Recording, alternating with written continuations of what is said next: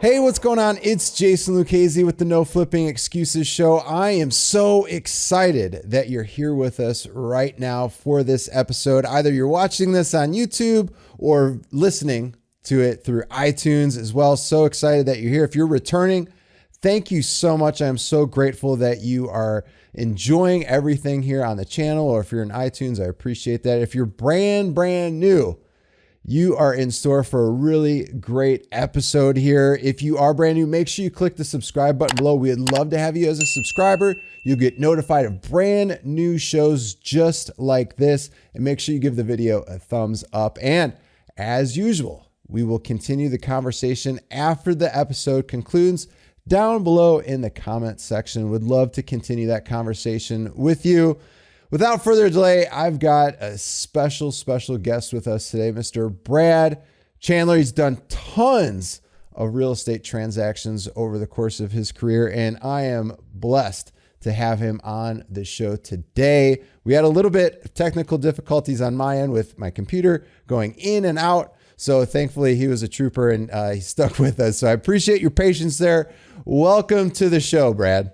Oh, thanks for having me, man.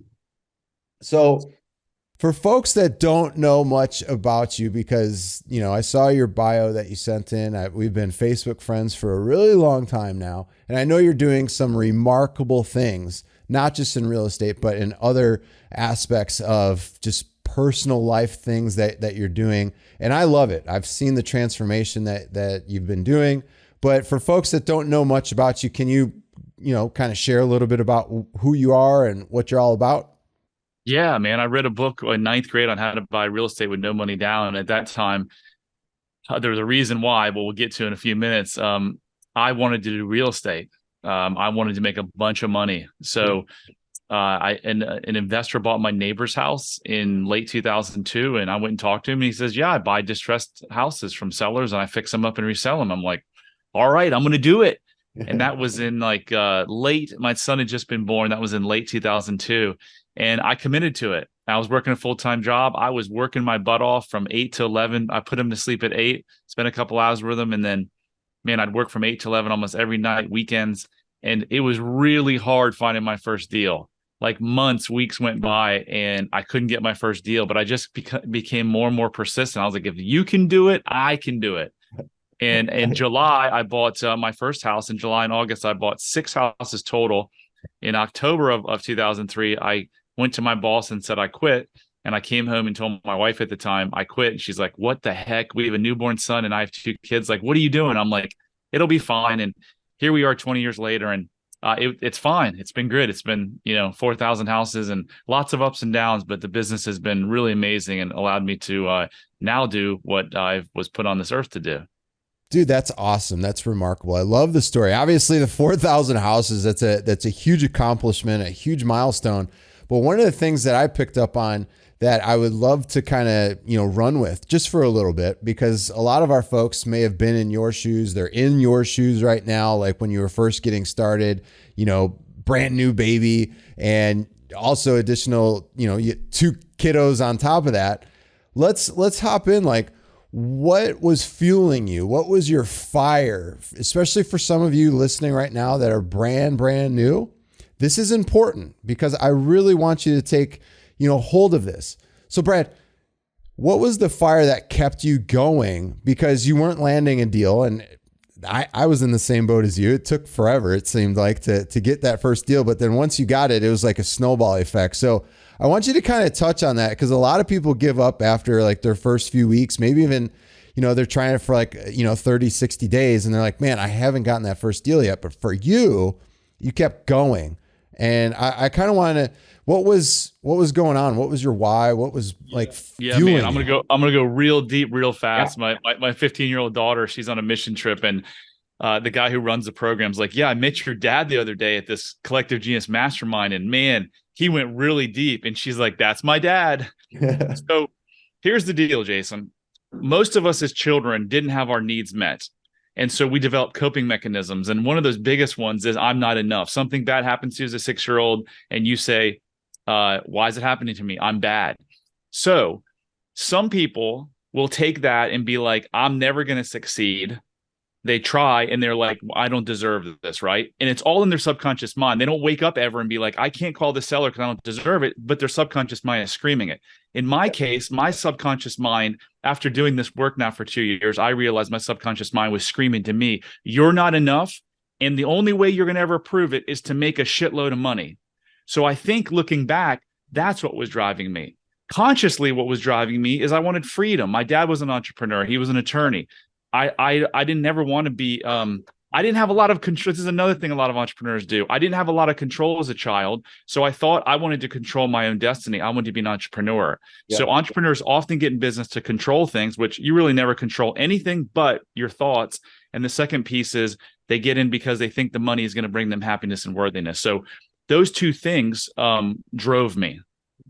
And it's funny that you bring that up. A lot of people do get into this. They see maybe the Facebook ads, or they see like the late night. I don't even know if they're doing late night TV infomercials anymore, but they see like people with Lamborghinis, mansions. They see all these, fancy watches or fancy this, fancy that. And, one of the things I got into real estate for, like, of course, some of those things were on my vision board, but mainly a lot of things that I just wanted. Maybe this was something childhood wise, because we only went on like one vacation. So one of the things that I wanted to do is travel with my family and see the world. Like, I'm not really a materialistic person at all. Like I if I like something, like clothes wise, I'll buy a few of them. I don't really care. I don't need to, look a certain way for, other people to accept me. But I think a lot of people get in and they're like, oh, I'm going to make a boatload of money and it's going to bring happiness. You've done 4,000 plus transactions. So obviously that wasn't being fulfilling enough for you. What was it then that kind of triggered you to be like, you had this shift and you were able to go in a different direction? I mean, if you want to count transactions, I mean, I flipped 4,000 houses and I had a Keller Williams team that was number one. I mean, I'm probably like the $8,000 to $10,000 if you really want to count all the transactions.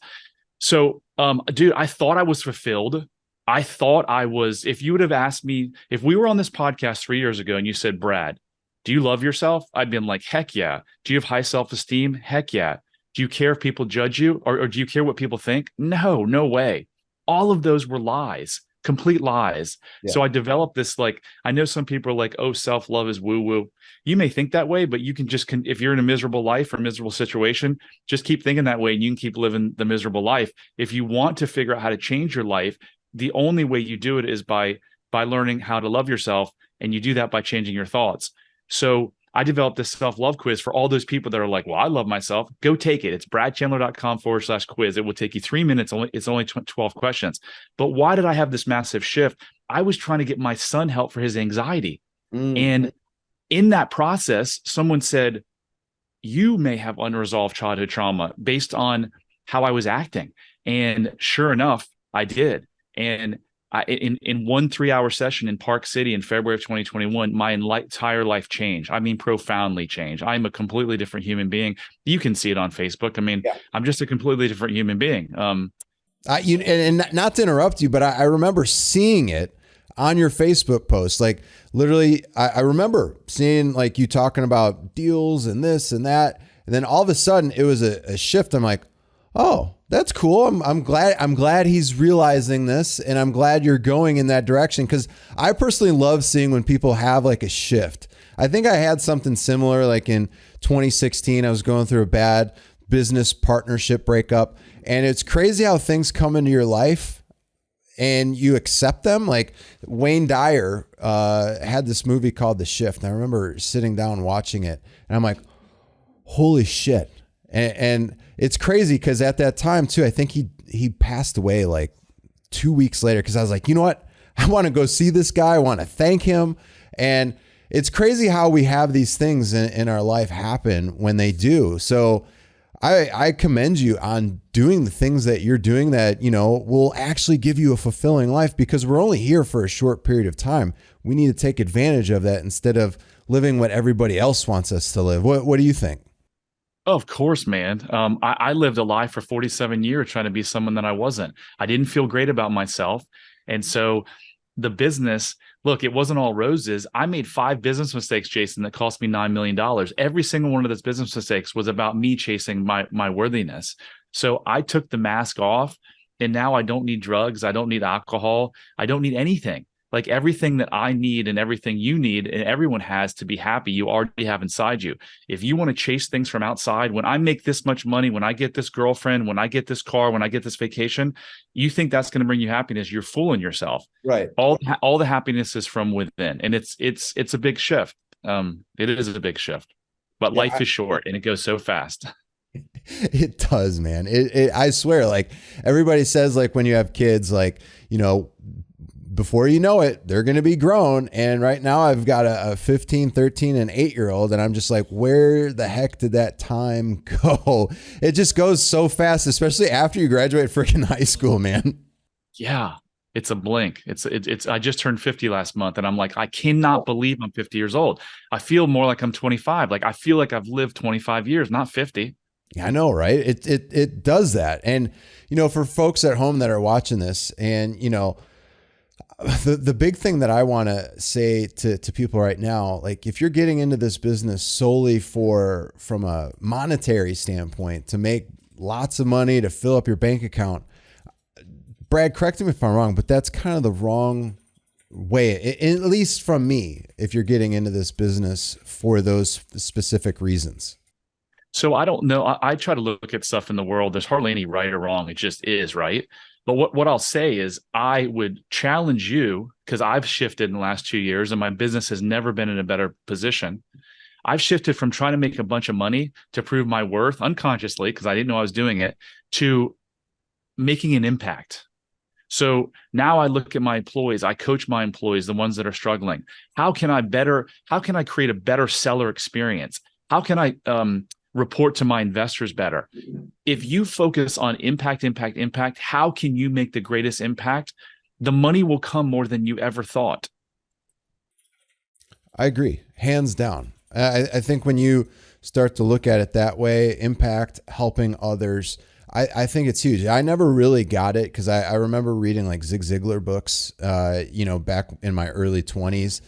And I thought, well, I'm going to help people, but it is what it is. Now it's like a totally different light. So for people that might be just getting started, maybe they're wanting to quit that 9-to-5 job, how can they have an impact? Like, they're doing their first deal, maybe they're talking to sellers. Like what kind of impact, especially if they're just like a one-person show, what kind of recommendation or advice would you give to somebody like that? I mean, if I was starting from scratch, I would look at how am I going to build a solid foundation of a company so that it's going to provide employees income to have a family. So I would just, when you start to look at your business, look at everything from the standpoint of what's best for the seller. How can I talk to them better? How can I deliver service better? How can I keep them, call them every 2 days to update them on the transaction? Make sure that you pick a great title company. Don't pick a title company that's just about transactions and money. Pick a title company that really cares. So it's just a different shift. I was always about how do I make more money, and I attracted those people. So even my culture, my company has changed. People have seen me soften. People have seen that I'm not there just to make a ton of money. I am there to make an impact in the world. I absolutely love this. This has been a really great episode because I think a lot of people need to hear this. They absolutely need to hear this. And I feel like for a lot of people when they're getting started, it is all about the money. And when you can have those great relationships with people, like you bring up a point where just you're following up with the seller just to keep them like in the loop of what's going on, because that's giving them peace of mind. One thing that I learned, and this was a really rude awakening when I was in the mortgage business, I thought, hey, I've got these deals. They're in the pipeline. It's okay now. I've got them under, deal. They're going to refinance, and I don't need to call them. Why do I need to do that? So lo and behold, I get this deal, work hard to get it through underwriting, get my CTC, my clear to close. And I call the person, and you're going to get a kick out of this, Brad. I call them And I'm like, hey, we're ready. I just got the clear to close. When do you want to schedule your closing? She's like, what? I haven't even heard from you in the last like 3-4 weeks. I just closed with somebody, 3-4 days ago. I'm like, huh? I'm like, what are you talking about? So every transaction after that, I don't care if I don't have an update. I'm calling that person almost daily or every other day just to be like, hey, I wanted to give you a quick update. We're pushing things along. I don't have anything like from a standpoint of a closing date yet, but I just want to call you and let you know that we are working hard to get you that date scheduled because I know how important this is. And talk about the solutions again. Keep talking about how you're going to do these things for that person. Keep reiterating that. But I just thought you'd get a laugh out of that because that one transaction kind of was like, oh man, I really need to be following up with these people. And I built some of the best relationships with people just by having those simple follow-up conversations with them. It's crazy how that works. Yeah. I mean, you go to a house in the summertime and there's an 80-year-old lady and it's 80 degrees in her house and she doesn't have an air condition. Go to Home Depot and spend $300 and put it in the, if she needs insurance and she doesn't know how to do it, like just always be thinking, how can I make a greater impact in this world? And when you give out to the world, it is amazing. Jason, on a daily basis, I laugh about things, whether it's a parking spot opening or a plane that I should have missed or something falling into my lap or someone calling me. The stuff that works out in my life now, it's unprecedented how many things work out. Why is that? Is it that I'm looking for them now to work out? Maybe. Or is it that I've shifted instead of taking from the universe, I'm giving much more? Man, I love this conversation because that's if I'm like say for instance, there's traffic and I'm going to be late. There's a reason for that. And I try and look at the good in that. Maybe it was to make a phone call. Maybe it's like my mom, I have a little bit of extra time now and she's, the last parent that I have, or maybe it's something that I didn't have the time for earlier, but I'm now receiving the time to do that stuff. And it's crazy when I go out on walks and stuff sometimes and I feel like a breeze or I feel like it's windy out and other people are complaining it's windy out. I love that it's windy out, especially on these hot summer days. That nice breeze coming through, it helps me so much more on those walks. I'm so grateful, so thankful when I'm on those walks. And, if people are complaining, oh, my umbrellas, my patio set, they're blown away. Well, put some more weight down on the base of that so it doesn't fly off and you don't have to complain about it being windy out. It's just those small little things. I know that was kind of off the topic there, but it's hugely important, right? It's a huge shift in happiness. No one on this call, on this podcast, has to ever have a bad day again. Right. I haven't had a bad day in a year and a half, because what's a bad day? You determine if it's a bad day or not. If you come out and your car has a flat tire, is that a bad day? What if you'd have gotten in the car, pulled out of your neighborhood, and a truck would have hit you? You're never going to know that. So nothing is bad in my world. Everything, like you said, happens for a reason. Just embrace it. Let the universe do the universe's thing, and don't try to make a situation what you think it should be. Just let it be. Yeah, I 100% agree. It's like when I go on my walks, the main reason why I love that we're having this conversation so much is that, it's like when I'm going on these walks, it doesn't cost me anything. It doesn't cost me anything to go outside, have a walk, clear my thoughts. And a great book that I read, I think it's been a couple of years now, The Untethered Soul. I don't know if you've read that book, Brad. It's a amazing book. So when I'm going on these walks, I'm looking around, like, man, the sky is so beautiful today. I look at the trees, they're moving around, they're full of green leaves. And, we just had a brand new road paved by us. I'm thankful that the road's been paved. And I get down to the end of the street, and I took a picture of this the other day, but it's a field. And you could see the ground, like they're planting. It's full of greenery. You could see the background. It's full of, green trees, and it's only that way for a certain period of time. And I was so bummed last year I forgot to take a picture, but I made sure to take a picture this time. And it's just amazing. That's right here in Noblesville, Indiana. I didn't have to go anywhere crazy to see that scenery. It's right here on my road. And it's crazy how that happens, like how much thankfulness you can have just for going out on a walk. It's nuts how that happens. Yeah. So you're being present, right? That's another key to happiness. Is just heaven on earth is right here, right now. If you're just present. I did a video that hit yesterday, It's got like 100,000 views on TikTok. I went to the car. I found a hamburger meat that I'd bought from Walmart and I threw it in the trash. It was $17, right? I didn't get all pissed off. I didn't negative self-talk myself because what good would that have done? Right. And man, did I get so many comments about, well, you're privileged if you didn't have the $17, maybe you would have acted differently. And I go, let's say I didn't have the $17 and I couldn't buy more hamburger. How would beating myself up have helped the situation? The answer is it wouldn't. It wouldn't help you. It wouldn't help if you come into the house and your children listen to you and you're like, I'm a freaking idiot. I can't believe. What does that tell them? It doesn't teach them how to love themselves. So it's like presence. It's knowing what your past is. And then it's like treating yourself like your best friend. We all make mistakes. It's been like 8 months. I went to call myself an idiot and I called myself. Other than that, I don't negative self-talk myself because why? Like I want to treat myself as my own best friend because that's what serves me. When you're talking bad to yourself and you're saying how dumb you are, you can't do this, or you make a mistake and you beat yourself up, it's not helping you at all. No, it's when you start having those negative beliefs, I feel like when people do that, or even sometimes, like you said, we all make mistakes. We're not perfect. If you're striving for perfection, you're going to have a really tough time. But like, some of the realizations that I've had over the years is by you putting that in your head, the mind starts believing that. And when the mind starts believing that, then you will have days that aren't going to be good, especially if you are calling yourself that. Your mind doesn't know the difference. Your mind picks up on that and it'll start really believing those things internally. And there's no time for that. Like you said, Brett, your time on this earth is so short. Why would you want to constantly belittle yourself and put yourself in a position of, oh, I'm a failure. I haven't got my deal yet. Or I don't know how to talk to these sellers. I don't know what to do, blah, blah, blah. It's like in a world with all of the technology at our fingertips nowadays and how resourceful you can be, there should be no roadblocks at all in place.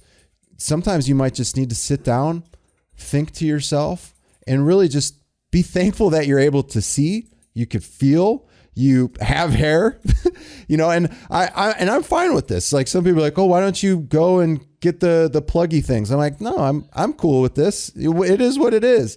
Or you can walk. You've got feeling in your toes, because I'll tell you, some of the people that we've helped that are quadriplegics, they would love to just have for 5 minutes to be able to feel their feet, or be able to move their legs, or just be able to breathe properly. Because most of these people that we've helped that are quadriplegics, over time, their lungs start deflating a little bit more and they can't breathe properly. Yeah. So these are things that we take for granted a lot of times. You know what I mean? So there's a source of the negative self-talk, which I think is really because you can only change when you have awareness, right? Yep. So why would anyone ever negative self-talk themselves? Because at 2 years old, you're never going to negative self-talk yourself ever, right? You were born pure essence. What happens is we're going back to childhood again. We're going back to a scene when someone made you feel a certain way. And your brain, to protect yourself, said, well, this shitty thing, this bad thing's happening to me because I must be bad. It's implanted in your subconscious mind. And when you consciously say it, all you're really doing is grabbing it from your subconscious mind. So how do you fix that? You go back and you figure out these scenes in your life when you were a child, that these bad things or the stressful times or where you had no control, where they happen, figure out the story, and then ask yourself, is it true? No. It's not true that you're dumb. It's not true that you can't do something. It's not true that you're unlovable. You're unworthy. Those are all lies. You cannot suffer if you live in the truth. If you're suffering right now, it's because you're living in the untruth that you're not enough. Yeah. And I think that honestly, you've been coaching people for a while now. We've coached lots of people over the years too. I think a lot of that, correct me if I'm wrong, because you've been doing this for a while too. That holds a lot of people back from really going at this business 100% and being fulfilled in life. Because a lot of times, and I've had this happen so many times, especially when we have people come in person and they don't have the outside influence of like family and friends, and they're around the right people, they feel so empowered. They feel like, oh, I can do this. I can pick up the phone and I could talk to these sellers. And as soon as they go home, they have those negative beliefs go right back into it. Why do you think that is? Why do you think, and I know environment has a lot to do it, but you could go and just be by yourself for a while. Why do you think that is, Brad? You've I know why it is. Yeah, go ahead. So let me touch on something you first said. Yeah. The person who is deadly afraid to make the call to the seller, why is that? They are fearful of being judged. Yeah. If you love yourself, if you have extreme self-love, do you care if someone's going to judge you? No. I now have extreme self-love. I don't care if someone judges me, because if they judge me, it has nothing to do with me. It has to do with how they feel about themselves. So in the reverse, if you're judging another human being, you have something inside yourself you need to figure out. So right. Every time you judge yourself or someone else, a little alarm should be going off saying, I need to do some work. But to your point and your question, it's a great one. Tony Robbins, one of my idols. So I'm not bashing him. You go to his seminar, 3 days, you walk on the coals. You're like, I'm going to change my life. You come home, you sit down, you're like, well, shit. I'm still fighting with my wife. I'm still drinking 4 glasses of wine a night. Like, my business is in chaos. Why is that? Because to fix mental pain or physical pain, there's only one way to truly do it. You've got to go to the source of the pain. And the source of the pain is buried in your subconscious mind. That's why talk therapy doesn't work for the most part. I went to talk therapy for 30 years. You've got to access what your subconscious mind is telling you internally that happened when you were 2, 3, 4, 5, 6, 7, 8, 9, 10. That is where all of your problems come from. And it's not like you've got to go, get a lobotomy. It's literally hours worth of work. If you really want to change, you don't need to suffer anymore. Life is about being joyous and happy and having deeply connected relationships. You deserve that. If you don't have that, it's because of a thinking problem that developed years ago when you were a child. I 100% agree with you. This has been probably one of my most favorite episodes of having somebody on here with us that we're able to interview. I've gotten so much from this. I've been impacted, and I appreciate you on that. I appreciate you coming back on, because I know in the beginning here we had a couple minutes to where I had some issues with my laptop. I am so thankful that you're able to bounce back on, because I know both of us have busy schedules. And as we start winding down here on this particular episode, I just have three things that I want to cover. You have a new podcast that is out. Why don't we talk about that here? What's the podcast name? What's the podcast about? Yeah, it's about a lot of the stuff what I'm talking about. It's called How to Be Happier for Entrepreneurs. So this show can change your life. This is going to be whatever, the last 20 minutes, 30 minutes. Some people are literally going to take this message and their lives are going to change forever. Their businesses, their health, their relationship with their spouse or partner, and their relationship with their kids and their behavioral issues. If you have kids with behavioral issues, it's the same thing. You're a cause of it. Not your fault. It's from that childhood. So yeah, I started a podcast. I've had amazing feedback thus far. We just launched a couple of weeks. We got 11 podcasts, and it's all about geared towards entrepreneurs on how they can find happiness. And it's on Spotify, it's on iTunes, and it's on Amazon Music. Sweet. Yeah, I'm going to have to go check that out and check out some episodes. You'll definitely get some good reviews from myself. Now, yeah, of course. Now, you talked at the beginning of the show, there's a quiz, and I know you kind of just briefly talked about it.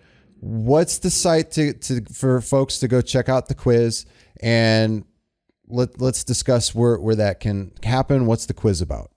Yeah, bradchandler.com. There's a button at the top, quiz, or you can just go bradchandler.com/quiz. This is gonna tell you so much about your life. And I want you to take it, actually, because it sounds like you've got some really good things working, your presence and stuff.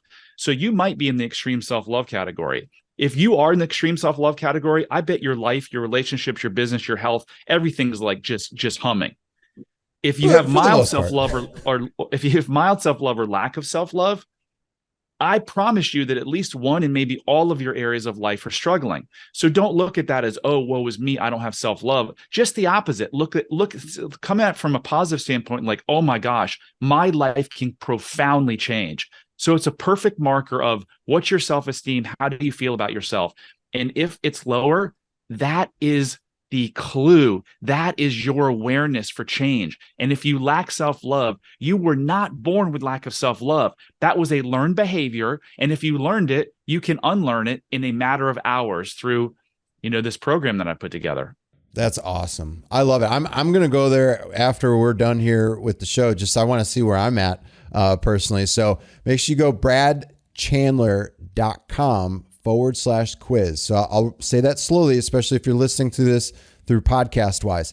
It's BradChandler.com/QUIZ.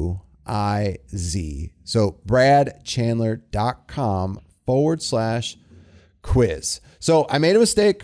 I actually have 2 more questions. So that would be 4 total. So one that I always love to ask, especially for folks that come on here for an interview, what's maybe 1 or 2 books that have had a really great impact on your life? I know the last maybe 3 or 4 years, maybe you've had some really amazing books that you'd be willing to share with some of our folks. Yeah, so I'll start with business because most of you people on this podcast are business. The E-Myth by Michael Gerber was a book that I read 20 years ago when I started my business. It's all about systematizing your business. So that was a good one. And then I've read 50 books in the last 2.5 years since I started my journey. Nice. And this is a book that I send to all of my clients. It's called The Way to Love by Anthony DeMello.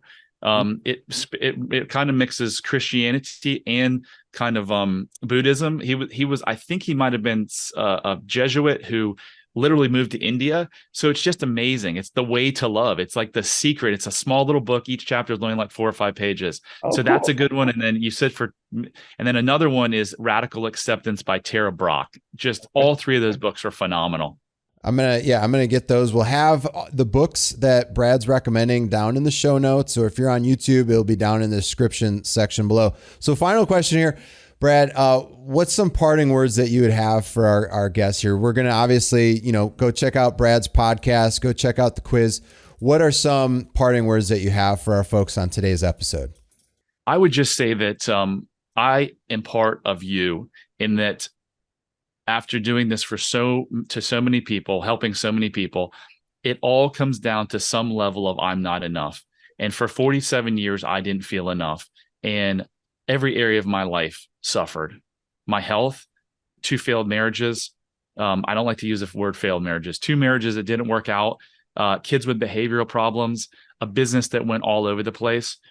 And if you're struggling or you're suffering, you don't need to. You deserve more. If you're in a shitty relationship, you deserve more.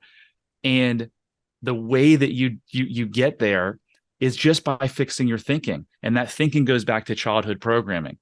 There's a proven method. So don't need to suffer for another day. You deserve to live in joy. You deserve to have amazing relationships, but you've got to take the first step. I agree. I love that. No one's going to come and save you. No one is going to come. If you're waiting for someone to save you, you're going to wait till the day you die. Make a move. Your children deserve it. They weren't asked to be brought in this world. If you lack self-love, there is a 0.0 chance that you're not negatively affecting your kids. You might you might think you're the greatest parent and love them and provide for them, but if you don't feel enough, there's no way you can teach them to feel enough. So if you can't muster up the motivation to do it for yourself and you have children, go do it for your children. Absolutely. Brad, this has been an amazing episode. Folks, make sure you go check out bradchandler.com/quiz. Over on YouTube right now, this has been an amazing episode. Make sure you give it a huge thumbs up. And I'd love to continue the conversation with you below in the comment section. What did you enjoy most about today's episode with Mr. Brad Chandler? I know there's got to be some folks out there that would love to talk about more of this down below in the comment section. If you have not become a subscriber yet, I would love to have you as a subscriber. Make sure you click on that notification bell. Every time we have a brand new episode, you'll get notified. You'll be able to watch brand new shows just like this. And if you're over in iTunes, make sure you give us a 5-star review. Especially, I feel like we've earned it. Let us know if we've earned it. And make sure you give us a review. I would love to see your review. It'll also enter you into one of our daily giveaways that we're going to be doing here shortly. So would love to have you. Would love to have you. Brad, Thank you so much for taking the time out of your schedule, my man. This has been a rock solid podcast. I can't wait for this to go out to our folks. And you're doing some remarkable things in your life. Truly appreciate you, my man. Have a great day. No problem. Thank you from No Flipping Excuses. That's a wrap. We will see you on the next one. Take care. Bye now.